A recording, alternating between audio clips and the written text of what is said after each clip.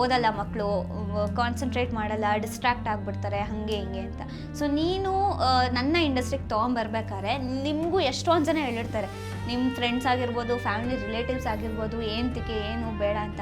ಆವಾಗ ನಿಮ್ಮ ತಲೆ ಹೆಂಗೆ ಓಡ್ತಿತ್ತು ಅಂದರೆ, ನನ್ನ ಮಗಳು ಓದ್ತಾಳೆ, ಎಜುಕೇಷನ್ ಬಗ್ಗೆ ಇದು ಮಾಡಲ್ಲ, ಅಥವಾ ಇವಳು ಡಿಸ್ಟ್ರಾಕ್ಟ್ ಆಗಿಬಿಡ್ತಾಳ ಅನ್ನೋದೆಲ್ಲ, ಅದ್ರ ಬಗ್ಗೆ ನೀವೇನು ಯೋಚನೆ ಮಾಡಿದ್ರಿ? ಯಾರೇನು ಹೇಳಿದ್ರು ನನಗೆ ಓಪನ್ತು ಇತ್ತು. ನನಗೆಲ್ಲ ತುಂಬ ಜನ ಹೇಳೋರು, ಏನು ಸರ್ ಎಲ್ಲ ಶೂಟಿಂಗ್ ಯಾವುದೇ ಕಾರ್ಯಕ್ರಮಗಳಲ್ಲಿದ್ದರೂ ನೀವು ನಿಮ್ಮ ಮಗಳಿರ್ತೀರಾ, ಅವಳು ಯಾವಾಗ ಸ್ಕೂಲ್ಗೆ ಹೋಗ್ತಾಳೆ, ಯಾವಾಗ ಓದ್ತಾಳೆ, ಏನು ಮಾಡ್ತಾಳೆ ಅಂತ ತುಂಬ ಜನ ಕೇಳೋರು ನನಗೆ. ನನ್ನ ಕಾನ್ಫಿಡೆನ್ಸ್ ನನಗೆ ಗೊತ್ತಿತ್ತು, ನನ್ನ ಮಗಳೇನಂತ ನನಗೆ ಗೊತ್ತಿರಲ್ಲ, ನನಗಿತ್ತು. ಅವ್ರಿಗೆಲ್ಲ ನಾನು ಒಂದು ಸಲ ಅಂದ್ಕೊಂಡಿದ್ದೆ, ಈಗ ಯಾವುದೇ ಪ್ರೈಮರಿ ಸ್ಕೂಲಲ್ಲಿ ಆಗೋ ಎಕ್ಸಾಮ್ಗಳು 8th 9th 10th ಅದೆಲ್ಲ ಉತ್ತರ ಅಲ್ಲ.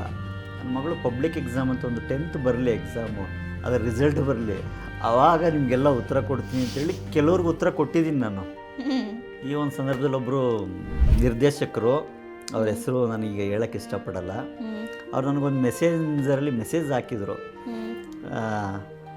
ಈ ಮಗು ತಂದೆನೇ ಇದನ್ನು ಓದ್ತಾ ಇದ್ದೀರ ಅಂತ ಅಂದ್ಕೊಂಡು ಈ ಮೆಸೇಜ್ ಹಾಕ್ತಾಯಿದ್ದೀನಿ ನಾನು.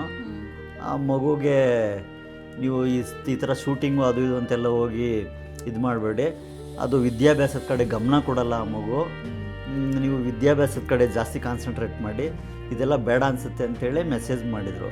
ಅದು ತುಂಬ ನೀನೊಂದು 5th ಸ್ಟ್ಯಾಂಡರ್ಡ್ ಇದ್ದಾಗ ಅಂತ ಅನಿಸುತ್ತೆ. ಆ ನಿರ್ದೇಶಕರಿಗೆ ನಾನು ನಿನ್ನ 10th ರಿಸಲ್ಟ್ ಬಂದಾಗ ಕಳಿಸಿದ್ದೆ, ಸರ್ ನೀವು ಅವತ್ತು ಹೇಳಿದ್ರಲ್ಲ ನನ್ನ ಮಗಳು ನೋಡಿ ಈ ಥರ ಆ್ಯಕ್ಟಿಂಗಲ್ಲೂ ಇದ್ದಾಳೆ, ಎಜುಕೇಷನ್ನು ಇದರಲ್ಲೂ ಟಾಪರ್ ಇದ್ದಾಳೆ ಅಂತೇಳಿ 10th ಕಳಿಸಿದ್ದೆ. ಅಟ್ ಎ ಸೇಮ್ ಟೈಮ್ ನಿಂದು PUC ಬಂದಾಗಲೂ ಸರ್ಗೆ ಸೇಮ್ ಮೆಸೇಜ್ ಮಾಡಿದ್ದೆ, ಸರ್ ನೀವು ಹೇಳಿದಂಥ ಹುಡುಗಿ ಎಜುಕೇಷನಲ್ಲೂ ಟಾಪರ್ ಇದ್ದಾಳೆ, ಅವಳ ನಟನೆ ಏನಿದೆ ಅದರಲ್ಲೂ ಸಹ ಅವಳು ಒಂದು ಹೆಸರು ಮಾಡಿದ್ದಾಳೆ, ಸಾಧ್ಯ ಆದರೆ ನಿಮ್ಮ ನಿರ್ದೇಶನದಲ್ಲೂ ನನ್ನ ಮಗಳಿಗೆ ಒಂದು ಸಿನಿಮಾದಲ್ಲಿ ಮಾಡೋ ಅವಕಾಶ ಕೊಡಿ ಅಂತ. ಅವರು ತುಂಬ ಖುಷಿಪಟ್ಟು ಅಪ್ರಿಷಿಯೇಷನ್ ಮಾಡಿ, ಅದೇ ನಿರ್ದೇಶಕರು ಅಪ್ರಿಷಿಯೇಷನ್ ಮಾಡಿ, ಖಂಡಿತ ಸರ್ ನಾನು ಮುಂದಿನ ಒಂದು ಚಿತ್ರದಲ್ಲಿ ನಿಮ್ಮ ಮಗಳಿಗೆ ಅವಕಾಶ ಕೊಡ್ತೀನಿ ಅಂತ ಹೇಳಿದ್ರು. ಸೊ ಇದೆಲ್ಲ ಒಂದು ತುಂಬ ಖುಷಿ ಕೊಡುತ್ತಿಲ್ಲ.